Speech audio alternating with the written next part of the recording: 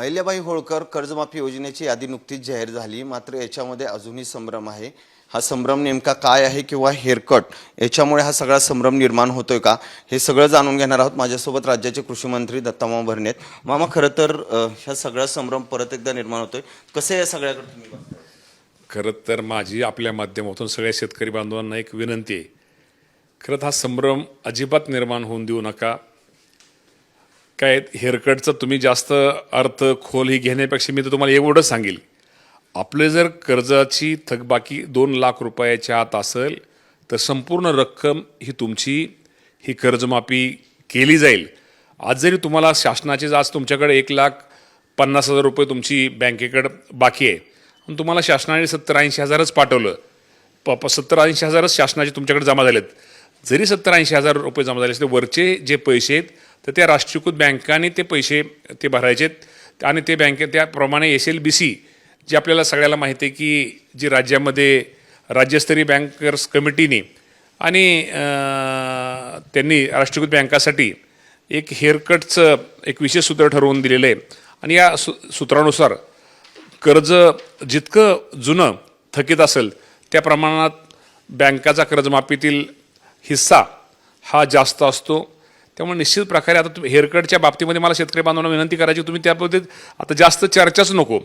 माझं म्हणणं एवढंच आहे की तुम्हाला 2 लाख रुपयाच्या आतली तुमच्या पीक कर्जाची थकबाकी असेल, तुमची रक्कम जरी शासनाने किती कमी कळू द्या, ती संपूर्ण वरची रक्कम ही राष्ट्रीयकृत बँकांनी माझ्या त्या शेतकऱ्याला माफ करणं गरजेचं आहे आणि ते बँकाला करावीच लागेल। आणि एवढंच नाही, ते रक्कम एकदा शासनाची रक्कम आणि बँकेची रक्कम झाल्यानंतर दुसऱ्या दिवशी तुम्हाला नीलचा दाखला मिळेल आणि तुम्हाला ताबडतोब तुमचं पीक कर्ज तुम्हाला दुसऱ्यातून पीक कर्ज घ्यायला पात्र ठरचाल। हे सगळं संभ्रमच त्या हेअरकटमुळे होतं असं सगळं होतंय। बँकांच्या हेअरकटचं हे सगळं तुम्ही नाही म्हणूनच सांगतो हेअरकटचं आता मला वाटतं आता तो विषय तुम्ही हेअरकटची चर्चाच जास्त करू नका। काय होतं, हेअरकटमुळं शेतकऱ्यांचा संभ्रम होतोय, काय बँकाचा संभ्रम होतोय, का त्यांच्या वरिष्ठांनी त्यांना हे होत, त्यामुळे त्या बाबतीमध्ये अजिबात करू।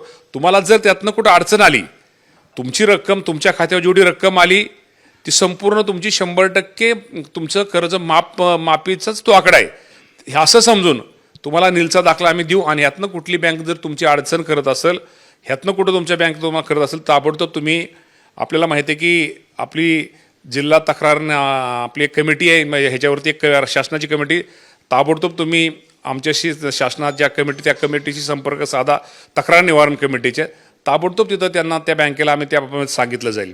शेतकरी आणि बँक कर्मचाऱ्यांमध्ये याच्यावरून खरं तर वाद होतोय, असं बऱ्याच ठिकाणी घटना घडतात। वाद व्हायचं कारणच नाही, कदाचित शेतकऱ्यांचं बरोबर आहे, त्या बँकेचे कोण लोक त्यांनी अजून समजून घेतलेलं नसावं, त्यांनी त्यांच्या वरिष्ठाशी संपर्क साधावा।